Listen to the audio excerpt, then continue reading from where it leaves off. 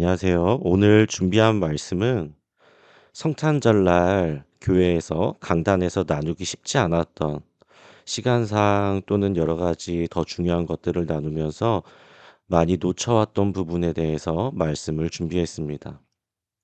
성탄절만 되면 우리는 교회에서 항상 예수님께서 우리를 위해 오셨다 또는 낮은 자를 위해 오셨다. 율법을 완성하기 위해 구원을 완성하기 위해 오셨다. 그런 말씀을 나누면서 단지 감사함으로 끝나는 설교를 많이 나누게 됩니다. 그런데 오늘은 그런 부분을 벗어나서 시야를 조금 넓혀서 말씀 가운데 우리가 놓쳐왔던 부분들을 다시금 집중해서 보고자 합니다. 그래서 오늘 나눌 말씀은 동방박사 이야기입니다. 동방박사 이야기는 마태복음 2장에 기록되어 있습니다. 제가 읽어드리겠습니다. 헤롯 왕 때 예수께서 유대 베들레헴에서 나심에 동방으로부터 박사들이 예루살렘에 이르러 말하되 유대인의 왕으로 나신 이가 어디 계시냐 우리가 동방에서 그의 별을 보고 그에게 경배하러 왔노라 하니 헤롯 왕과 온 예루살렘이 듣고 소동한지라 왕이 모든 대제사장과 백성의 서기관들을 모아 그리스도가 어디서 나겠느냐 물으니 이르되 유대 베들레헴이오니 이는 선지자로 이렇게 기록된 바 또 유대 땅 베들레헴아 너는 유대 고을 중에서 가장 작지 아니하도다. 내게서 한 다스리는 자가 나와서 내 백성 이스라엘의 목자가 되리라 하였음이니이다. 이에 헤롯이 가만히 박사들을 불러 별이 나타난 때를 자세히 묻고 베들레헴으로 보내며 이르되 가서 아기에 대하여 자세히 알아보고 찾거든 내게 고하여 나도 가서 그에게 경배하게 하라. 박사들이 왕의 말을 듣고 갈새 동방에서 보던 그 별이 문득 앞서 인도하여 가다가 아기가 있는 곳 위에 머물러 서 있는지라. 그들이 별을 보고 매우 크게 기뻐하고 기뻐하더라. 집에 들어가 아기와 그의 어머니 마리아가 함께 있는 것을 보고 엎드려 아기께 경배하고 보배합을 열어 황금과 유향과 몰약을 예물로 드리니라. 그들은 꿈에 헤로데게로 돌아가지 말라 지시하심을 받아 다른 길로 고국에 돌아가니라. 그들이 떠난 후에 주의 사자가 요셉에게 현몽하여 이르되 헤롯이 아기를 찾아 죽이려 하니 일어나 아기와 그의 어머니를 데리고 애굽으로 피하여 내가 내게 이르기까지 거기 있으라 하시니 요셉이 일어나서 밤에 아기와 그의 어머니를 데리고 애굽으로 떠나가 헤롯이 죽기까지 거기 있었으니 이는 주께서 선지자를 통하여 말씀하신 바 애굽으로부터 내 아들을 불렀다 함을 이루려 하심이라. 이에 헤롯이 박사들에게 속은 줄 알고 심히 노하여 사람들을 보내어 베들레헴과 그 모든 지경 안에 있는 사내 아이를 박사들에게 자세히 알아본 그때를 기준으로 하여 2살부터 그 아래로 다 죽이니 이에 선지자 예레미야를 통하여 말씀하신 바 라마에서 슬퍼하며 크게 통곡하는 소리가 들리니 라헬이 그 자식을 위하여 애곡하는 것이라. 그가 자식이 없으므로 위로받기를 거절하였도다 함이 이루어졌느니라. 헤롯이 죽은 후에 주의 사자가 애굽에서 요셉에게 현몽하여 이르되 일어나 아기와 그의 어머니를 데리고 이스라엘 땅으로 가라. 아기의 목숨을 찾던 자들이 죽었느니라 하시니 요셉이 일어나 아기와 그의 어머니를 데리고 이스라엘 땅으로 들어가니라. 그러나 아켈라오가 그의 아버지 헤롯을 이어 유대의 임금됨을 듣고 거기로 가기를 무서워하더니 꿈에 지시하심을 받아 갈릴리 지방으로 떠나가 나사렛이란 동네에 가서 사니 이는 선지자로 하신 말씀에 나사렛 사람이라 칭하리라 하심을 이루려 함이러라. 아멘. 동방박사 이야기는 성경 어디에도 나오지 않다가 예수님 탄생 이야기가 나오는 마태복음 2장에 뜬금없이 등장합니다. 그렇다면 이 동방박사 이야기가 왜 성경에 기록되었는지 우리는 관심을 가져볼 필요가 있습니다. 동방박사들은 하나님께서 보여주신 별의 인도하심을 따라 예루살렘 성까지는 무사히 도착했습니다. 그런데 오늘 마태복음 2장에서 알 수 있듯이 동방박사들은 예루살렘에서 베들레헴으로 향한 것이 아니라 헤롯 왕이 사는 왕궁으로 향했습니다.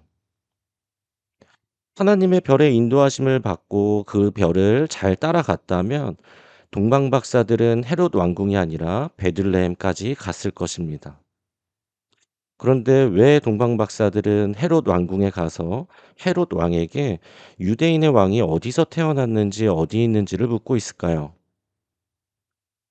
우리는 성경에 기록되지 않은 이 부분에 대해서 조심스럽게 추측해 볼 수 있습니다. 한 나라의 왕이 태어날 때 우리는 쉽게 당연히 왕궁에서 태어날 것이라고 생각합니다. 이것이 인간의 이성적인 사고고 합리적인 생각일 것입니다.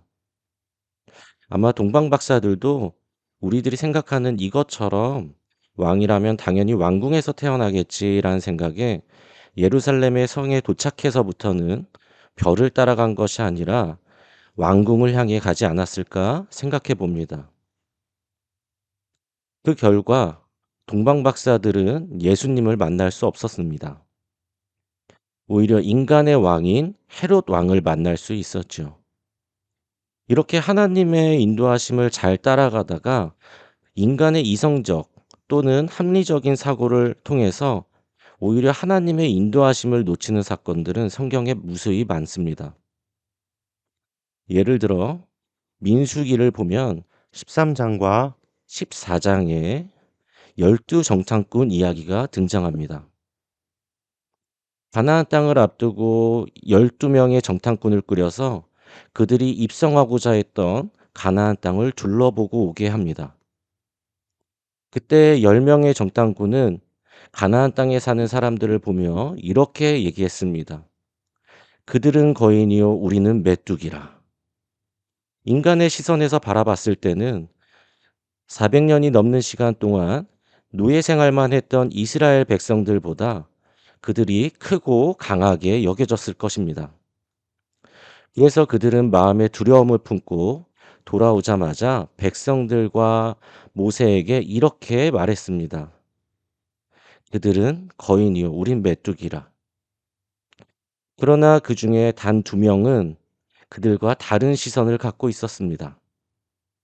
우리가 아는 여호수아와 갈렙이었습니다. 그들은 그 땅은 아름다운 땅이라 또한 젖과 꿀이 흐르는 땅이라 하나님께서 우리에게 허락하신다면 우리가 그 땅에 들어가리라. 하지만 대부분의 이스라엘 백성들은 그 2명의 믿음의 시선을 갖고 있지 못했습니다. 그 전까지도 낮에는 구름기둥, 밤에는 불기둥으로 하나님의 인도하심을 받으며 나왔던 이스라엘 백성들이지만 그들은 그때에서부터 이성적인 사고, 합리적인 사고를 통해서 인간적인 방향을 잡고자 했습니다.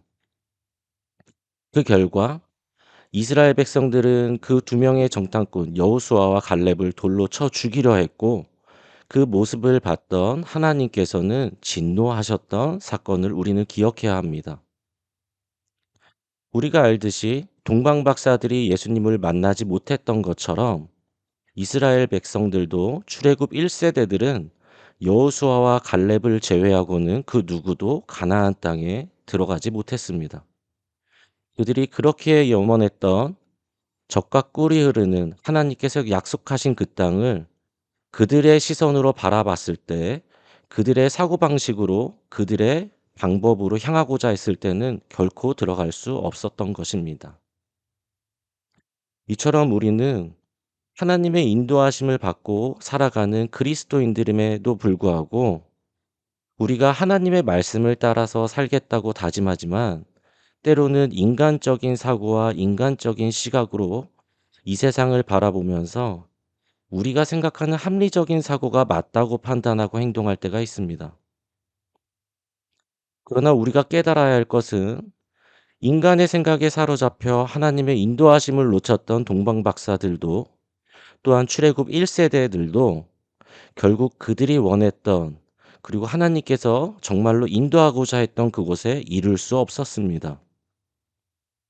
우리의 삶의 여정도 동방 박사들과 같습니다. 우리가 하나님의 말씀을 따르고 예수 그리스도처럼 살아간다는 것은 결국에 우리의 인생의 마지막 점에는 하나님의 나라에 입성하는 것이고 그곳에서 예수님을 다시 만나는 것일 것입니다. 그러나 우리도 말씀을 따라가지 않고 우리의 사고방식대로 인간의 방법으로 이 삶을 영유해 간다면 우리들도 길을 잃어버릴지 모릅니다. 그렇다면 우리는 어떻게 해야 될까요? 다시 동방박사 이야기로 돌아와서 헤롯 왕이 유대인의 성경 박사들을 모읍니다. 그래서 성경에 예언된 유대의 왕은 메시아는 베들레헴에서 태어날 것입니다. 라는 이야기를 듣고 동방 박사들에게 그 이야기를 전달해 줍니다. 그 이야기를 듣고 다시 헤롯 왕궁을 나온 동방 박사들이 베들레헴으로 향하는 길에 들어섰을 때 그들은 그들을 인도해 주었던 하늘의 별을 다시금 만나게 됩니다.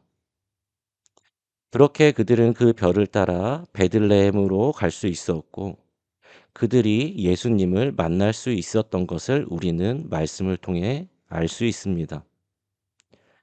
우리의 삶에서도 우리가 살다가 길을 잃는다면 우리는 다시금 말씀으로 돌아와야 합니다.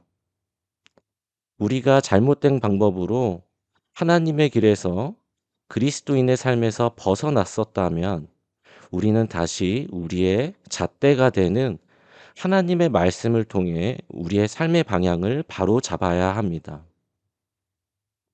성탄절을 준비하면서 예수님에 대해서 이야기를 많이 합니다. 우리는 그 예수님을 만나러 가는 삶을 사는 그리스도인들입니다.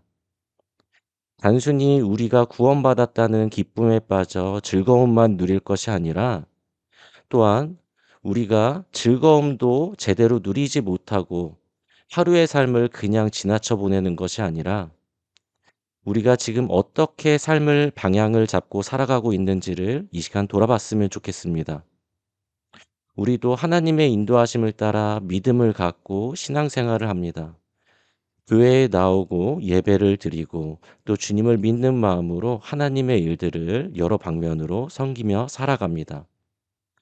그러나 그 가운데 인간의 방법으로 행하고 있는 것은 없는지 우리가 우리의 앞날을 계획할 때, 내일의 삶을 계획할 때 인간적인 시선과 인간적인 방법으로 그 방향을 잡아가고 있진 않은지 오늘 이 시간 돌아봤으면 좋겠습니다.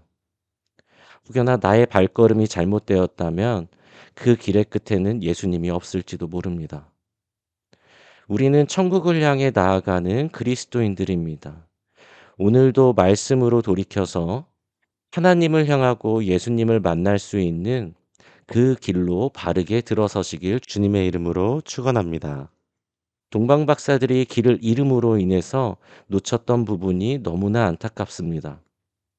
동방 박사들이 그들을 인도했던 별을 끝까지 바라보고 한순간도 놓치지 않고 베들레헴으로 향했다면 예수님이 탄생한 이후에 예수님을 만나는 것이 아니라 예수님의 탄생의 순간을 보았을지도 모릅니다. 우리도 우리의 삶이 한순간 잘못된 선택으로 믿음의 길에서 벗어나지 않는다면 우리에게 주어지는 더 큰 은혜를 놓치지 않고 만날 수도 있지 않을까 이 시간 생각해 봅니다. 하나님께서 인도하시는 그 인도하심을 우리 성도님들은 모두가 놓치지 않고 바르게 따르기를 주님의 이름으로 축원합니다. 기도로 말씀을 마치도록 하겠습니다. 사랑의 하나님, 오늘도 저희와 함께 해주셔서 감사합니다. 하나님께서 예수 그리스도를 이 땅에 보내실 때 성경에 기록된 동방박사 이야기를 오늘 함께 나눴습니다. 하나님 말씀을 통하여서 우리가 깨달아야 될 부분들을 놓치지 않게 하시고 말씀을 통해서 하나님께서 알려주시고자 하는 부분들을 저희가 바르게 깨닫게 하여 주시옵소서. 동방박사들처럼 저희들이 삶 가운데 잠시 잠깐 다른 길로 빠질지도 모릅니다. 그러나 주님, 저희의 그런 연약한 부분 주님께서 다시 아실 줄 믿사오니 동방박사들의 길을 바로잡아 주셨던 것처럼 항상 말씀으로 저희들의 길을 바로잡아 주시고 저희가 믿음을 갖고 예수 그리스도를 향해 주님의 나라로 나아가는 그동안 처음부터 마지막 그 순간까지 주님의 인도하심을 놓치지 않고 바르게 따르며 살아가는, 그렇게 하나님 나라의 하나님의 백성으로, 하나님의 자녀로 입성하는 저희 성도님들이 될 수 있도록 주님께서 항상 함께하여 주시옵소서. 모든 것 주님만 의지하오며 예수 그리스도의 이름으로 기도드렸습니다. 아멘.